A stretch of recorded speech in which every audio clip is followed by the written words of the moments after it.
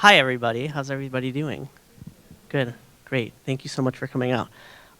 So this question is extremely difficult for me to start off. I was born and raised in West Rogers Park, very Americanized, very assimilated. Both my parents immigrated here, my mother from Panama, my father from Mexico. So when I think about identity, I really say I'm a Chicagoan. I know that sounds weird, right? But like, just the time and place of where I grew up, just very Chicagoan. I'm very lucky. All my friends were first gen. There was a second language at home for all of my friends, and then English was spoken, and we just were raised like, American, like very baseball and hot dogs, right? Growing up, we used the word Hispanic in our household, and it wasn't until later that we came across like Chicano, through learning through Chicano and now Latinx, Latino, Latinx, Latina, things like that. So if and when I am asked, I do use Hispanic, just because that's what I first started with. So that is my answer. But I know that there are very different aspects to each of those. I would say I would consider myself Hispanic because, like Hector, in our household we typically use that term Hispanic. Both of my parents were born and raised in Puerto Rico, and I grew up here actually, so half Puerto Rican, half American. And so Latinx and Chicano wasn't something that we really used in our household, and those terms are now used commonly today. But for me, Hispanic, Latina is what we in our household identify ourselves as. Myself also, I consider myself Mexican. Came at a young age here, and it's an amazing culture, and I just love being Mexican, Hispanic, and my mom raised us, and all of us, we all talked the language here, and yes. Thank you, Mayor. Either of you? I don't know. So to identify as something has always been kind of right, like yes, Hispanic, but it's one of those things where I was born in Mexico. I came here as a young kid, and when we came here, right, it was a change in culture, it was a change in schools, so it was almost like we were trying to fit in, so we never really were able to truly be like, well, what is it that we want to identify as? It's one of those things where we wanted to fit in, but we obviously couldn't all the time. So it just, one of those things growing up is taking everything that you went through as a kid and then using that to an advantage. And how is it that now you can, help other students and stuff like that? But it would be, Hispanic, because I really don't know what the other ones or the biggest difference on all three. But yeah. They give me my own microphone. So. We know this one works. Well, first of all, thank you for the invitation. It's one of the most difficult questions to answer, because when I'm answered, so what is your identity, or how do you identify yourself? So the answer is, or the beginning of the answer is, my heritage is Hispanic, but my identity has changed throughout my life. And that is the result of living in other countries for extended periods of time, not as a tourist for a week or two, but I mean immersing myself in different cultures.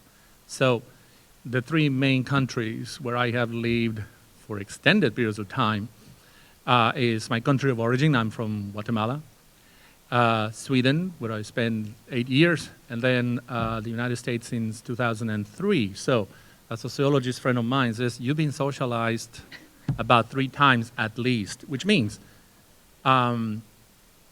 without losing sight of who I am or where I come from, I adapted to the societies where I was immersed, and I took what was enriching for me. So what exactly am I? Am I a Guatemalan person? Am I an American? Am I Swedish? I don't know. Swedish Mal-American, maybe? All of that.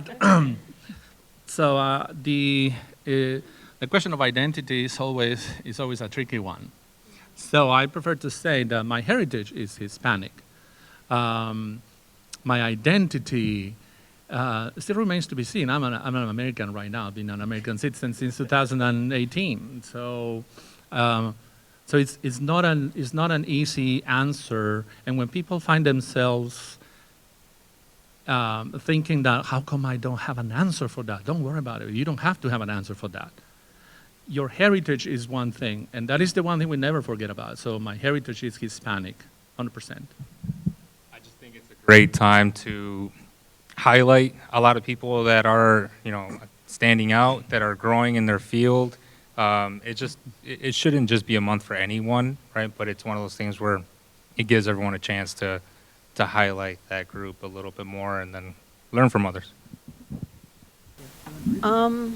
To me, I think it's such a great experience to be celebrating this month, because we have learned from our ancestors and all the people that have made an impact on all of us. And then celebrating this month with our culture, our people, is very, very special. Don't tell my family I'm about to answer this either. My parents, to be honest with you. I've never really looked up to other people. It's just, everybody lives their lives, things like that. I'm very lucky. I'm very privileged with the way I was raised. My dad was a machinist, so he worked in a factory. My mom's side of the family is super highly educated, multiple degrees. There's doctorates somewhere in there. There's multiple master's degrees in there, blah, blah, blah, blah. So through osmosis and just being at the table every evening, those are the two biggest influential people in my family. And I feel very privileged to have received both sides of the coin because of their backgrounds. So that, to me, those are my heroes. Okay, I'll dive into it. Unless you want to go first. No, go ahead. She was my student. So she says, I don't remember. No, I do remember. I was in this class. She was very good. That's also a very difficult question, because I lived long enough that to have not just one but many heroes. But if I need to name one, it would be my mom. Both my parents, but my dad died when I was 16, so I was too young I was too young for a developed brain anyway. So in retrospective, I wish that he could have been alive longer, so I could have enjoyed him, because he really was a very wise person. From the conversations that I can remember. But then my mom was always the example of resiliency, which is, to me, one of the main lessons through life. Having left my country to pursue my education, because otherwise there wouldn't have been any other way to get to where I am. At that time, the universities did not grant master's degrees in what I wanted, something in science or Ph.D. So I had to leave, right? And when you go to leave to a country that is not yours, and sure, you may speak the language, but you're not one of them yet. Resiliency is really what keeps you alive. And we all have different mechanisms to cope with that. So I think the one example that I have from her is, no matter what, you hope, you do your job, you hope, and then you never lose sight to where you want to go and what you want to become. So I would say, first and foremost, my mom would be my hero. I would say for me, will also be my parents as well. just because my dad has gone through a lot of colorism, and my mom, she's very hardworking, and coming from Puerto Rico to here, my mom not having good Spanish, and not being able to go to college like I was. Even now, her still trying to go to college, me helping her because she wants to pursue education is so important. And also just growing up to see that it doesn't matter the age, keep going. It doesn't matter about if you're 15, you still don't have a degree, keep going. And so for me, my parents are so inspirational, so powerful that for me, they are my heroes. I've learned so much. I'm honestly grateful for them because I would not be here where I am today, and also just the woman that I've become because of having good parents. Being able to have a stable job here at Triton, starting from the ground up, and also being a student here. I was first generation, so I'm also the oldest. So coming to college, my mom not knowing the process was it was a struggle. And I had to basically be the one to break that cycle in our family and to say, that we can do this. So if it wasn't for them, I would not been able to graduate from Triton College, that I recently graduated last year. And yeah, thank you. And just to continue to pursue my career, pursue a bachelor's degree, and just to keep going. If it wasn't for them, I would not be where I'm at today. I think yes. It's one of those things where, right, like I was born in Mexico and most of my life has been here. So when I go to Mexico, I'm not Mexican enough to be Mexican. And when I'm here, I don't speak the language well enough to be a American. So it's one of those things where, like, it's a struggle in a sense. You just come to realize that it is what it is, and you just work with whatever you can't control, and learn to not let it affect you, because the only one that loses is yourself, right? I remember when I went to Sweden, I remember they had a dinner for us foreigners. I was part of a sandwich program between the Swedish government and the Central American universities. So they were treating us in a very nice way, but there was this time when we went to dinner, and one of the professors there, I don't think he meant to be racist. I think he was just ignorant, which is really what racism boils down to, is ignorance. But anyway, he said, well, I'm surprised that you made it to this stage, meaning that you're here in this country, because, in your countries, really, what do you do in your countries? We were all into this very interesting program in science at the place that actually, among other things, they grant the Nobel Prize in Medicine and Physiology. So that university is renowned all over the world. But he was surprised that we were there because, in his words, your countries are like good for what? Bananas and domestic service? And that was the tone. And it's not very easy to leave me speechless, but that guy did. So I'm eating my steak, and I'm like, did I just hear that? And he was just like, eating his salad, and that was the last time somebody got me off guard. I actually didn't know what to say. What I wanted to say was not allowed, so. And what I wanted to do wasn't allowed either. So it's, yes. And here in the States, I now take that more as a joke, as a, coming back from Alaska, my wife invited me to go to Alaska because she got a paid trip to do some work there, and I'd never been there. And she said, you want to tag along? Oh, by all means.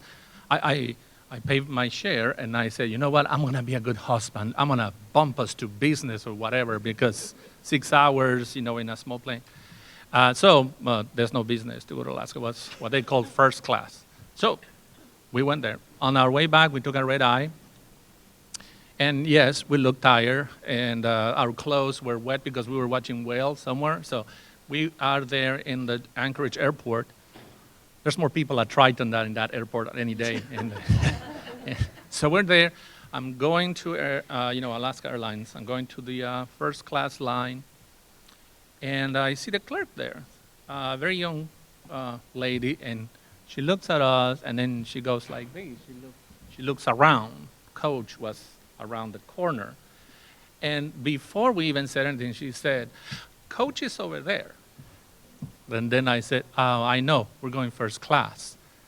And the only thing she could say was, oh, my wife is from here. My wife is from Freeport, Illinois. So she got so mad, and I said, oh, come on now. I'm tired. I don't want to fight this person. She just doesn't know what she's talking about. Let's just go to our seats, But yeah, it comes from nowhere just because of ignorance. So we should, I don't get mad anymore. I just I don't give them a pass either. If I have the energy, I'll educate them a little bit. But if not, it comes from a place of ignorance, nothing else but that. So were you speaking specifically on like microaggressions or like colorism specifically? Tell me your experience. We all have multiple, I'm sure. I'm just gonna say a short one that kind of like started me on who I am now.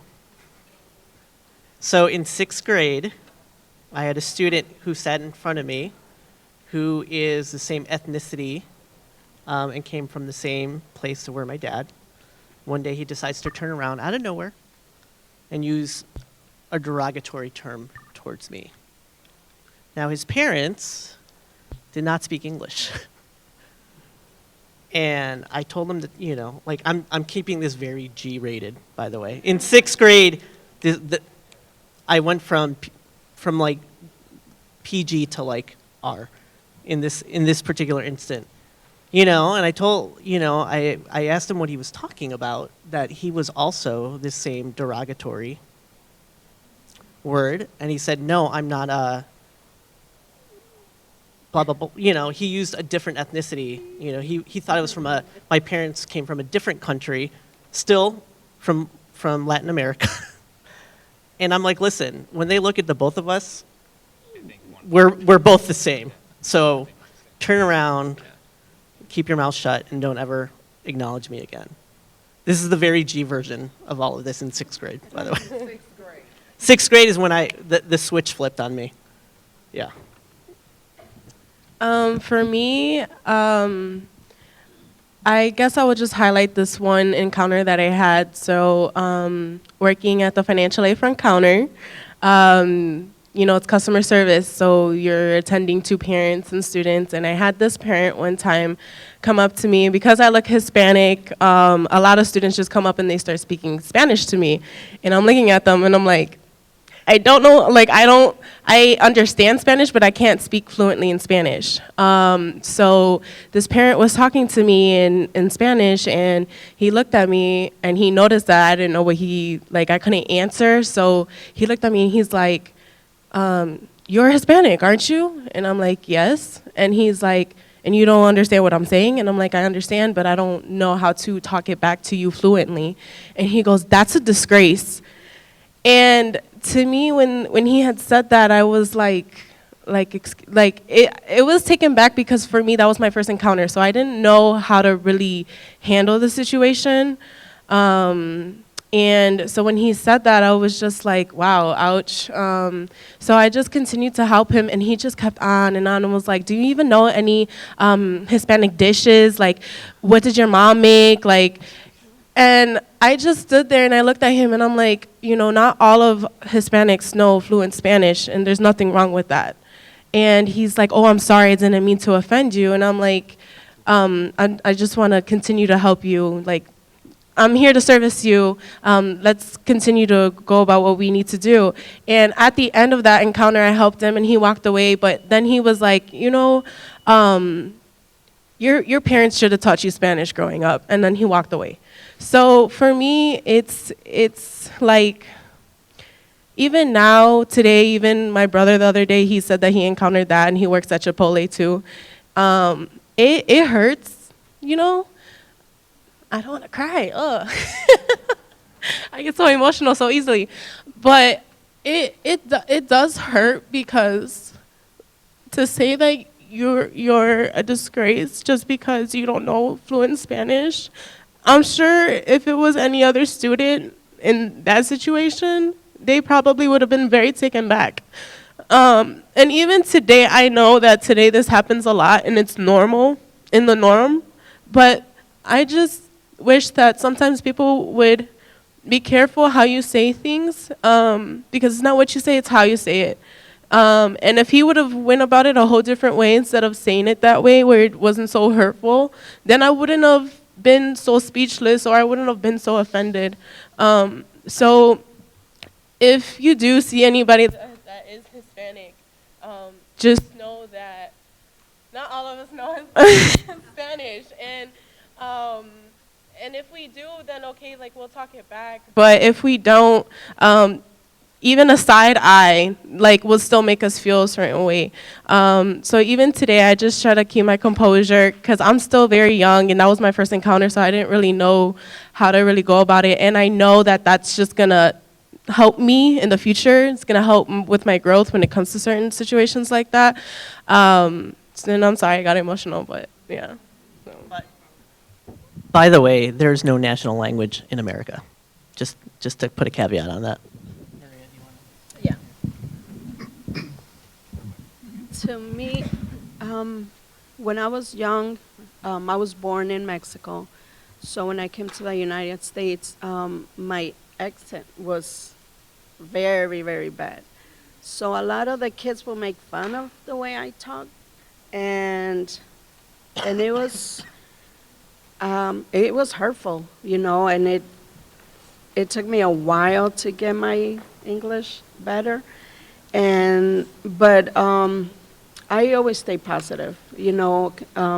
Words do hurt, but when you have your mind set on something, it is like, no matter what people do to you, it's like you achieve that goal that you have set on your future.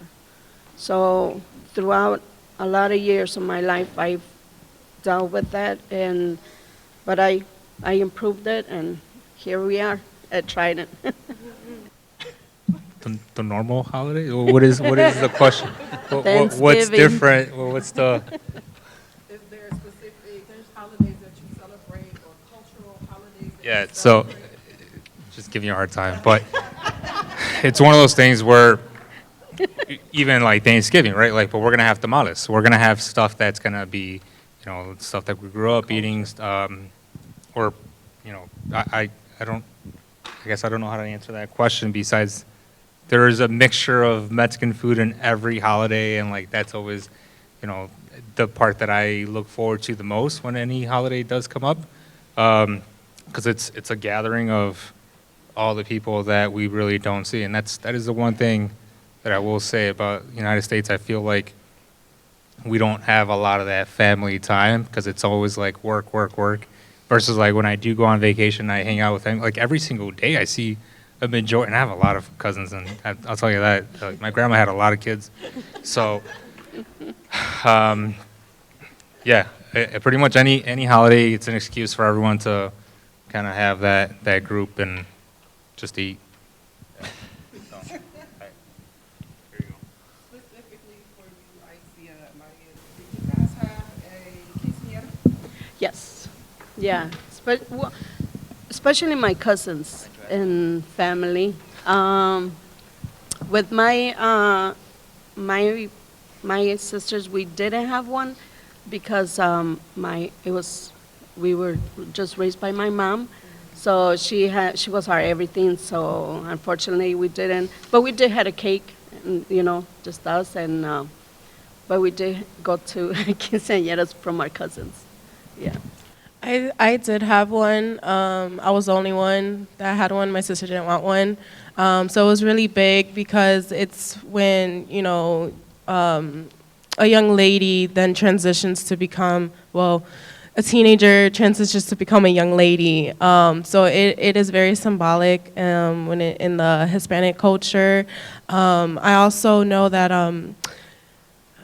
there's also three kings as well. We personally don't, I know of it, but we don't really celebrate it, but we do talk about it.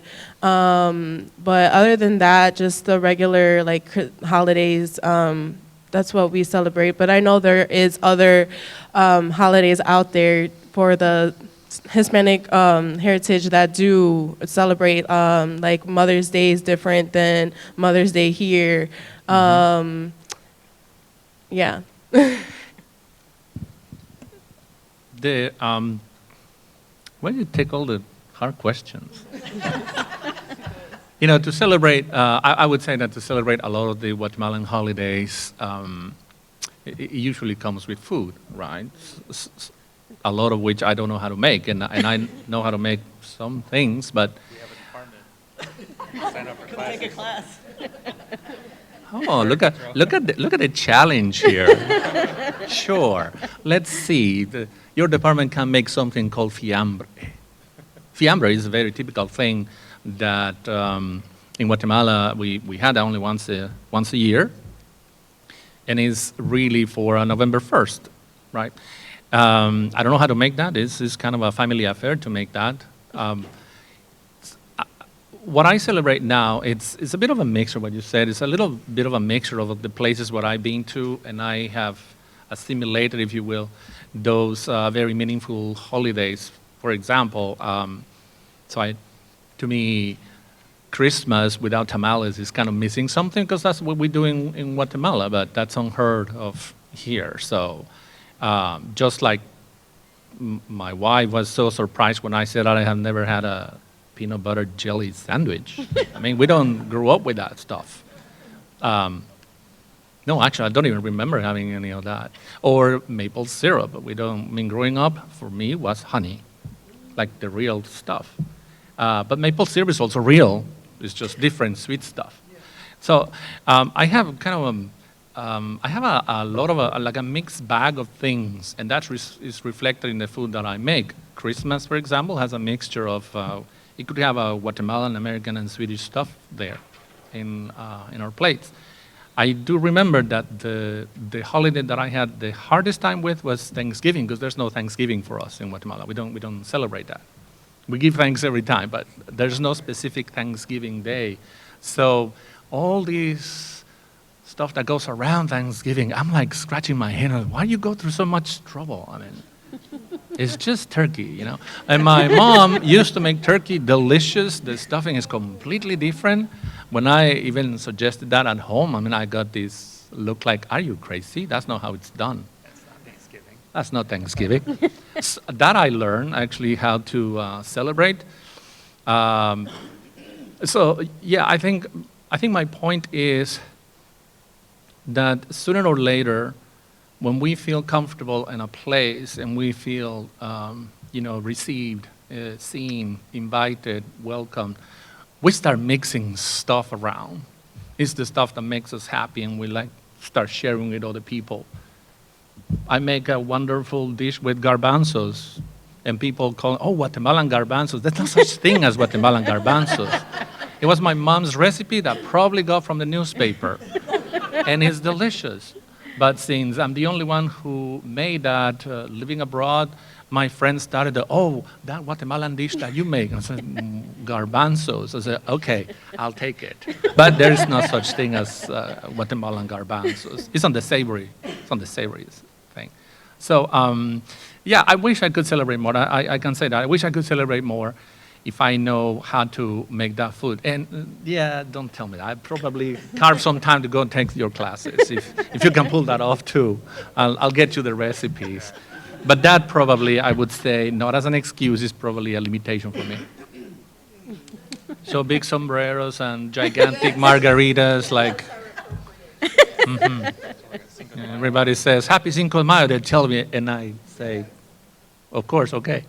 I'm not from Mexico, so I'm from Guatemala, but thank you, I think it's just paying the respect to that, and I think I know where you're going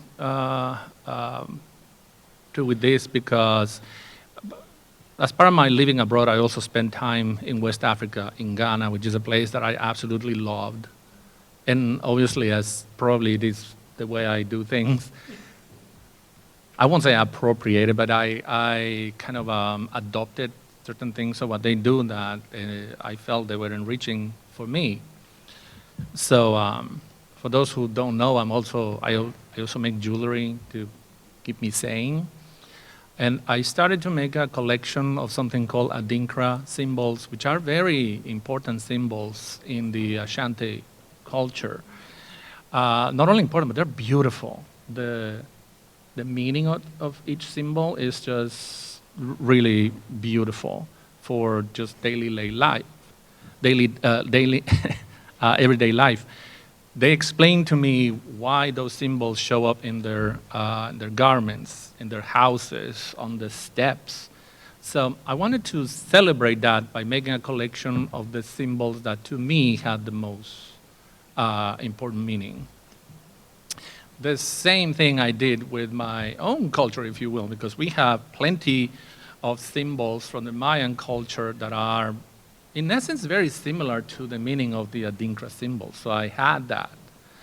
I was accused once that I was now appropriating the Ashanti culture because I was, putting that collection out there. And to this date, I'm still confused about it because I'm not appropriating anything. I'm not saying I'm Ghanaian. I'm saying I honor their culture, which I think is a beautiful culture, and from my very humble way of doing it, I'm putting these artistic skills to kind of exalt that, just like I did with Mayan things. But nobody said anything about the Mayan collection that I had. Because why? I'm actually not Mayan. If I had to say that I'm Kekchi, that's the line of ethnicity from my mom's side, right? So it's a little far away from what the true Mayans were. But that's another thing, because I'm from there, suddenly we're all Mayan descendants. So it's a bit different. So to be honest, I still don't understand that. I think to celebrate someone's culture, I will not pretend to be the one who's going to celebrate it. I'd rather invite people who are from the culture to tell us. You tell me about that. What's the most important thing of your culture? And that's where we focus without having that worry that we are suddenly appropriating someone else's culture. So I wish we could have this every cultural heritage year, not just the Hispanic Heritage Month, because what happens after that month? So I think it's something to celebrate every day from all the, just look around us. The most wonderful thing that Triton College has is this diversity. So we have enough to celebrate every single day a different thing here. To try, instead of just like, you see Cinco de Mayo and you see a lot of like the hats, and there's nothing wrong with them if you're truly wearing them as like that's what you want to wear, but it just sometimes I feel like it's almost like a joke. So it's as long as you're doing something with the right meaning and you do enough research and like Gabe ask, right? Because there's a lot of things that I don't know. So and I'll be honest when I talk to people, it's like, I don't know about this, please teach me, and then that way I can use that information instead of just a cartoon character or something like that to, take my information, right? It's all finding the right resource. I think we should define what HSI is. Yes, but what does that mean? It just means that we have a very specific amount of population that identify as Hispanic. So to me, when I hear that, for any institution, right, not here in general, it can be misleading, I think. They're like, oh, that's an HSI. That means they're going to serve Hispanic students. It's like, well, no, that's not what that means. It means that we have a very specific, we've passed the threshold on the amount of Latinos/Hispanics that are part of the student population here. So that's what HSI means, right? It doesn't mean that we are serving them, that we're doing anything more.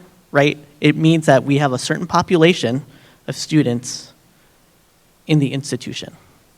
So, yes, I just want to preference that. I just want to make sure that we're all on the same page, right?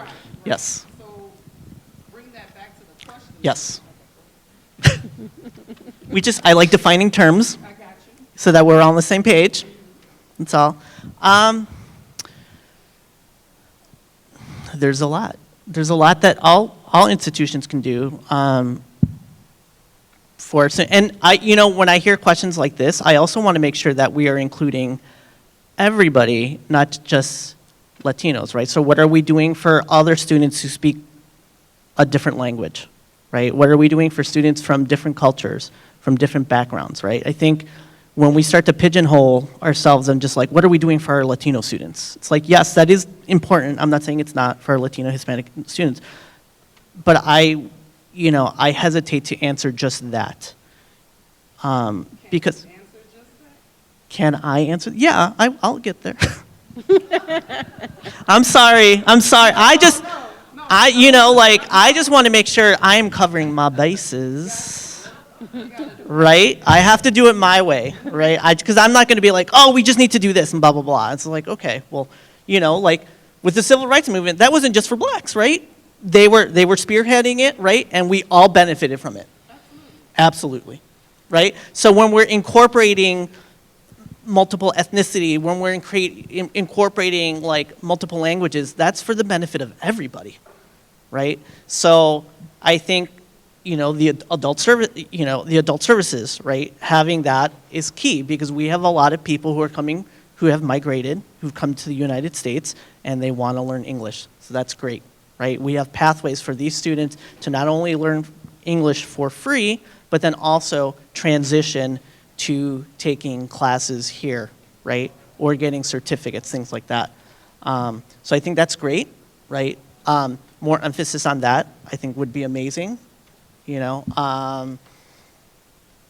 a perfect world where we had unlimited budget, which we know is not true because we're in education, having signs in multiple languages would be great. Having more of these, right? But it's also like, I think having an extremely diverse workforce is possibly one of the most important things you have, because when you have students who come here and they see diversity, it's just through the fact that they're like, oh, I see somebody here who I can look up to, right? Or at least can possibly relate to. That's so diversifying your workforce as much as possible, right? Sometimes that takes a little bit of work. There is work that needs to be put into that because we know there's disparities, right? But people are out there. So I'm just gonna leave it at that. Anybody else wanna, before? I think at Triton, right now, we have a lot of help, a lot of information, a lot of activities for Hispanics. And I'm pretty sure they're very thankful for all these things that we have for them. So I don't know what else we could do more than we already have for them. Because we do offer a lot of resources, and we also have, like Hector said, we have the PATH grant for those that want to continue their education. I think it's more so lack of knowledge when it comes to students knowing all of these resources, because a lot of times, even us in the office, when we tell them about, hey, are you aware of this? Are you aware of that? And they don't know. So I think if all departments are all aware of what's going on, what workshops, what events and stuff like that, really emphasize to students our resources, because they know that we have resources, but I don't know if they know specifically what type of resources we do have. So more promoting, more signage and stuff like that. I think just letting them know your story helps a lot, because a lot of them, right, like I came here as a student not knowing that I would ever have this opportunity to be a tenured faculty member at a community college. Like, that is huge, right? And then when students come in, I'm not saying it's a prime example, but it's just one of those things where, right, like in the same shoes that a lot of people are in, they can see that anything is possible with just, being resilient, keeping working. And, it's one of those things where I think that's why I'm here. It's just not really listening to those no's and keep pushing and keep working. And what I'm trying to do is start, we cook. And with food, you can do that in multiple languages, and we're slowly starting to show the videos and in Spanish and different languages that our community can see, because a lot of them might not even know that we have a restaurant or classes that they can take. So it's just, I guess, providing more information that they can access, right? Because you can have stuff on TV, but if they can't understand it, then it's one of those things where I'm never gonna approach Triton as an opportunity.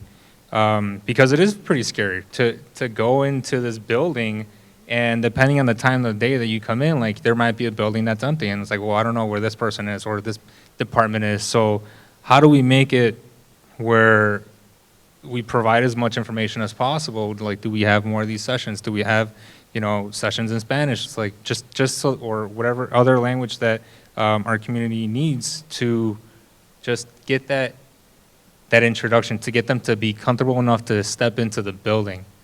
And then here's a list of all the resources you could take advantage of. I think that would be the biggest thing we could do, is provide all the resources in the shortest, in one thing, right? Just, I've been working here for a long time, and I learn from a lot of people, right, like every single day, but it's just, I didn't know that, right? So it's one of those things where the more information we can access, the better everyone will be. Can I add something? I think there's always the risk of trying to find the one-size-fits-all. This is what we're going to do. Let's just say, for those of Hispanic heritage, but right there, we're probably making the mistake to think that the Hispanic ethnicity or the Hispanic population is a monolithic thing. Even with languages, Hispanic means, it's derivative from the language that we speak, right? Or at least derived from that. So to think like that, you will find that, like in this program where I was part of, at some point, we were just laughing because there was no way that I could speak for 5 minutes without offending someone, because my words in my Spanish from Guatemala were very different from the Spanish from Panama.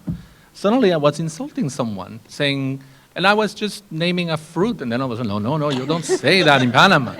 I said, it's a fruit. And in Guatemala, so I know it sounds silly, but I never liked the one-size-fits-all kind of solutions, right? It's more complicated than you think. And to me, to wrap that around my head, how do I help students? It's by, as much as possible, have my class with the most equity as I can have. And that will take us an entire workshop to just unpack that, or how I do it, but that's the thing. They have their own way to express themselves in my class, and it's a science class, so they have their own way that they can show me how they are achieving, how they are learning. And I can tell you, it's not the way that I thought it was. It's not the cookie-cutter way of assessing them or evaluating them. It's actually fascinating. It's a lot of work, but once you do it once, you understand it, you can keep doing it. The only way I have found, really, in my little universe there in my class, is to really convince people that they're unique there.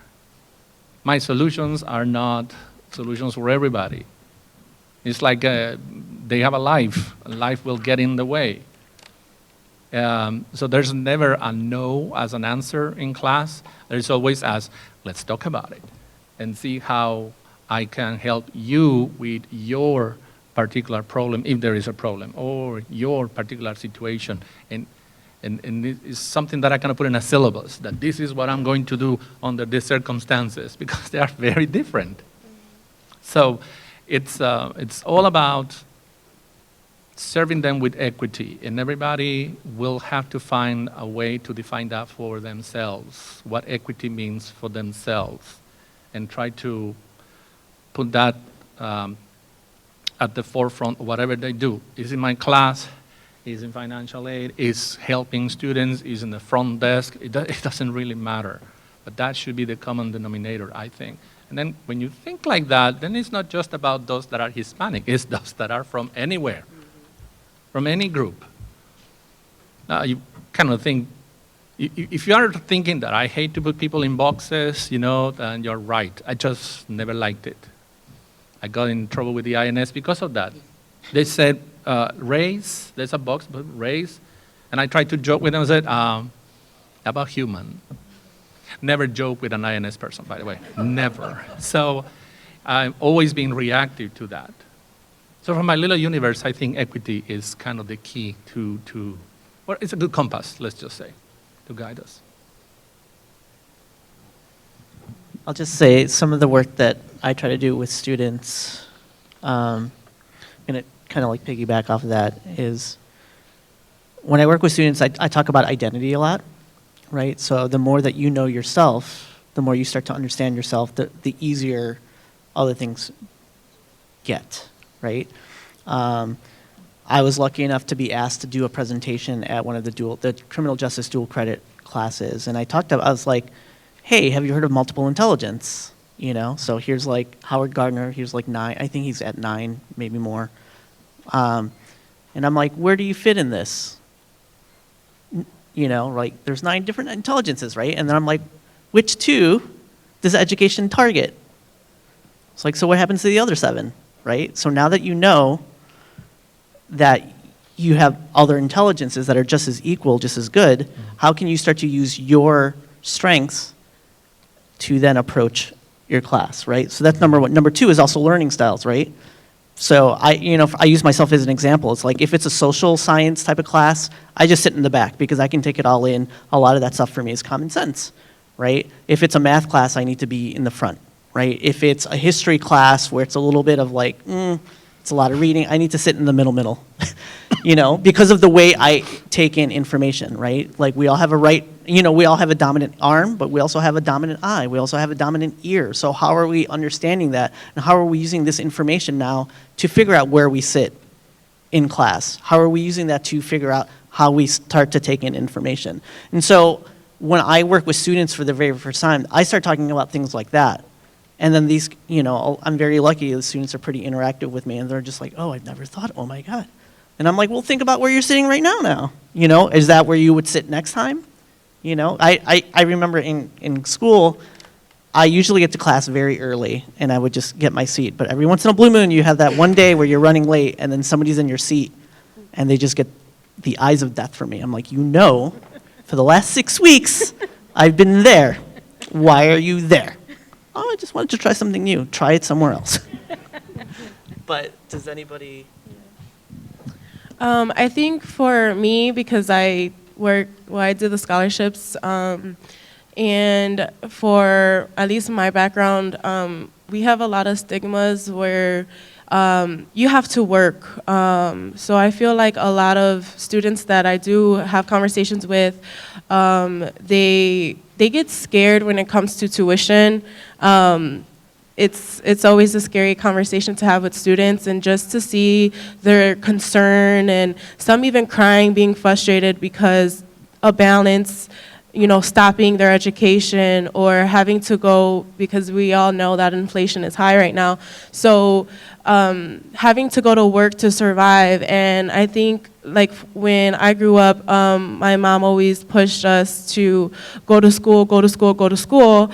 But I know a lot of other Hispanics don't have either that same support or have parents that say, go do this, or because, they're raising their younger siblings. And so work is the focus. So when they come here, it's like, especially with scholarships, there's certain requirements that they have to meet. So and not only just to get it, but to maintain it throughout, the first 2 years or whichever scholarship they get.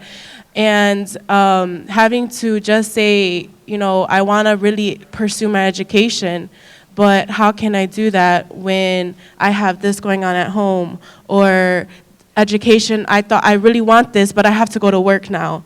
And I think for me, it's when I have these conversations with students, my main focus is their mental health, where they're at financially when it comes to home, and if they can, have that motivation to continue to go to class. So for me is I always try to understand where students are coming from and what they're going through, and take that in consideration, because yes, we want all of our students to succeed. Yes, we want them all to graduate.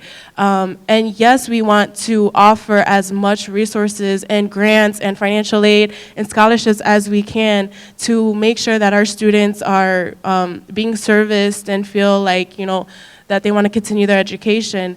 But I also tell them, hey, I was a student at one time, so I understand where you're at and the payment plan and getting notifications from cashier's office, Hector emailing me about, so when it comes to things like this, I always try to tell students, like, if this is really what you want, even parents will sit there and will look at me, I want my son or my daughter to continue this, but we just don't have the funds. These conversations I take very serious when it comes to things like that, because I've been in their shoes and I know what it's like to struggle. And I know what it's like when you're first generation and you want to prove to your parents that you can do it, even if they themselves didn't do it, and you want to see them smile.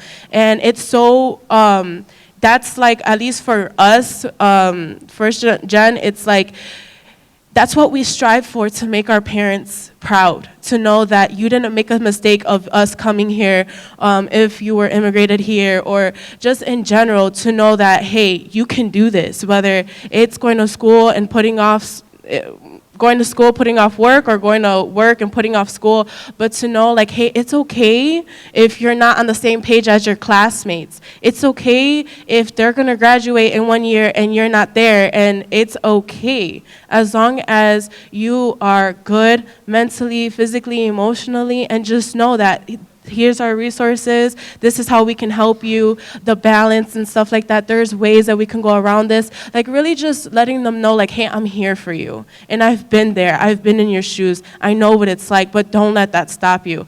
And when I have these conversations, their face just lights up, or they just feel like, man, I can really relate to you, and they just feel more welcoming, and then you start to see them more often, and then they'll be like, hey, you really helped me. So just to know that, try to go above and beyond. Even if students come very hostile, you may not know what's really going on, okay? Because students nowadays, we go through a lot, okay? I can't even imagine what they're going through now when I was first starting off, but just to know that, be careful how we approach things too, because we don't know what's going on at home or their work life, and they come here and, we might be the last person that they see. We don't know what they do out there. So I just try to go above and beyond, and also if I don't know it, I always reach out to somebody else. So if you see emails from me, I always try to help the student, even if it's not in my department. I don't say, okay, this is not what my department, so I'm just gonna have you go out and fish for yourself. I don't like to do that. I like to say, okay, I can't help you, but this person can, so let me direct you to that person. And just keep communication with all departments as well, because I just feel like that's so important.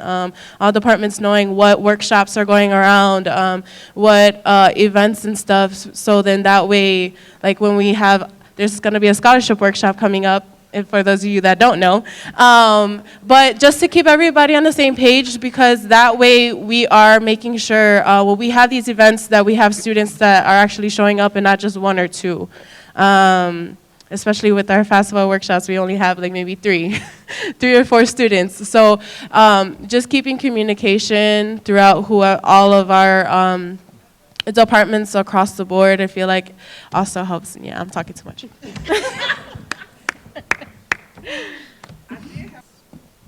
Mine used to be YOLO. That was back in the day. That's what I used to always go by. You only live once, so just do it. Don't think about it. So yeah. All right, well, thank you all for joining us this afternoon for our panel. We appreciate you all being on. Thank you.